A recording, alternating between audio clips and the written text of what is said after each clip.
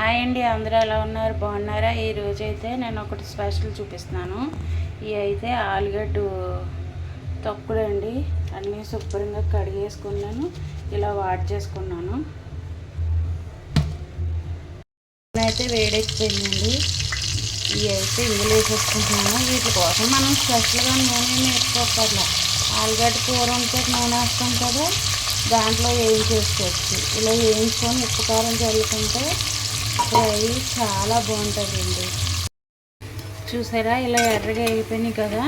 ఇప్పుడైతే మనం ప్లేట్లో తీసేసుకుందాం.